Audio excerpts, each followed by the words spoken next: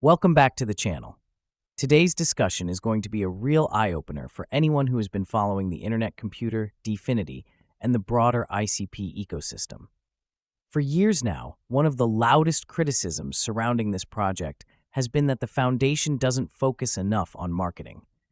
You'll often hear people say, "The tech is amazing, but nobody even knows it exists." Well, it looks like those concerns are finally being addressed. This video is for informational and educational purposes only. It is not financial advice. Always do your own research and consult a professional before making any investment decisions. Recently, Dominic Williams, the founder of DFINITY, made some powerful statements on the DFINITY forum. And what he said has the potential to shift the entire trajectory of how ICP positions itself in this competitive market. In his own words, the time has come for DFINITY to rotate its priorities, moving from a heavy emphasis on research and engineering into a new era of marketing, adoption, and demand generation.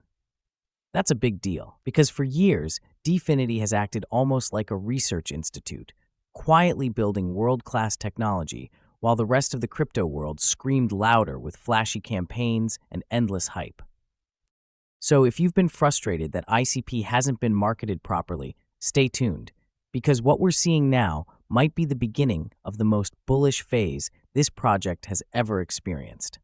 By the time you finish watching this, I promise you'll feel more confident about ICP's future than ever before. Let's begin with the hot topic, the recent governance proposal that suggested increasing the price of canisters by 4 times. The idea behind this was simple: make it more expensive to run apps, burn more ICP in the process, and therefore create deflationary pressure on the token. Many supporters argued this could directly help the price, reduce inflation, and make ICP look more attractive to new investors. But here's where it gets interesting. Dominic himself stepped in to comment. He explained that while the logic makes sense on the surface, it actually misses the bigger picture. The core issue isn't just about forcing scarcity. Instead, it's about generating sustainable demand for the network. That's where true long-term value comes from. To understand this, Dominic pointed out something critical. Many of the most popular chains out there, whether it's Solana, Avalanche, or others, actually aren't deflationary at all. In fact, many of them are heavily inflationary, with massive amounts of tokens still locked up by insiders waiting to be released into circulation. And yet their token prices often outperform ICP. Why? Not because of their tokenomics, but because of aggressive marketing strategies, massive treasury operations, and constant narrative building. These projects run buybacks, they deploy armies of market makers, and they use their treasuries to manufacture bullish momentum around their tokens. It's all about creating hype, building a sense of FOMO, and then capturing new demand while prices are hot. Some of the largest crypto companies literally have teams of dozens of traders whose only job is to support the token price. Now compare that to DFINITY. This is an organization that comes from a completely different background, the technology world. Their main focus has always been creating real utility, not manipulating token price through treasury games.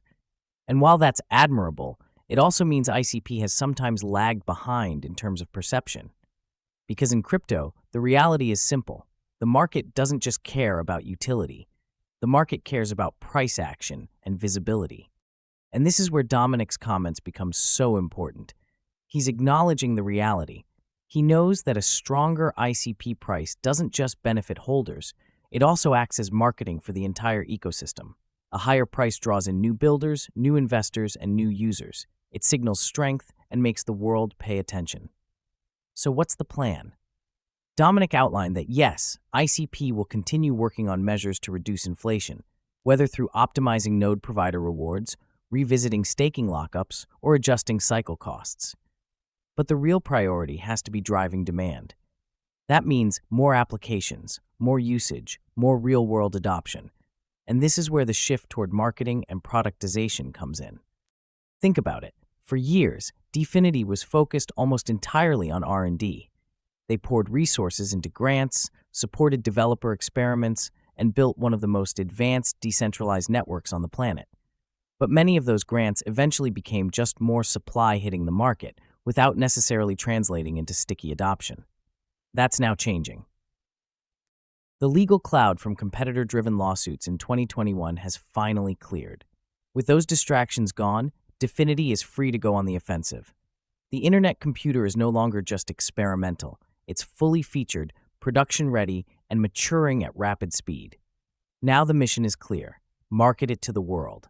And there's a massive opportunity here. Dominic emphasized the rise of something he calls self-writing technology. Imagine a world where anyone, literally anyone, can spin up a website or application just by talking to an AI instead of learning to code. Platforms like Caffeine, which DFINITY has been spinning out, are designed exactly for this purpose. These AI-driven developer tools will leverage the internet computer as their foundation, making app deployment seamless, resilient, and secure. This is revolutionary. We're not talking about DeFi speculation anymore. We're talking about mainstream, mass-market adoption. When millions of people realize they can create powerful web apps simply through a conversation with AI, the demand for hosting these apps on ICP could explode. And that demand won't be artificial or temporary. It will be real, sustainable, and grounded in genuine utility. Which brings us back to the proposal about raising canister prices. Dominic argues that this is the wrong time to hike costs. Why make it harder for builders just as we're about to see an influx of developers and creators? If the ecosystem is on the verge of exponential growth, the priority should be making it as attractive and frictionless as possible to build on ICP. That's how you win long term. Now, let's zoom out for a moment. What does this mean for us as holders and believers in the project? First, it's proof that Dominic and the DFINITY team are very aware of the challenges ICP faces. They're not living in some bubble, disconnected from reality. They see the same problems the community talks about, and they're actively developing strategies to solve them. Second, it shows that ICP isn't going to play the short-term treasury manipulation game. They're not going to try and copy meme coin tactics. Instead, they're focusing on creating organic demand by promoting the unique capabilities of the internet computer and leaning heavily into marketing for the first time ever.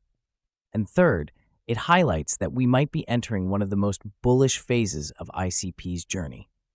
If the foundation truly commits to a large-scale marketing push while simultaneously rolling out self-writing platforms and real-world adoption, then the narrative around ICP could flip faster than people expect. Right now, many in the market have given up on the idea of another altcoin season.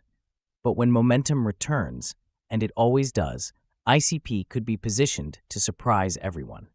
To wrap things up, here's the takeaway. DFINITY knows the time for quiet building is over.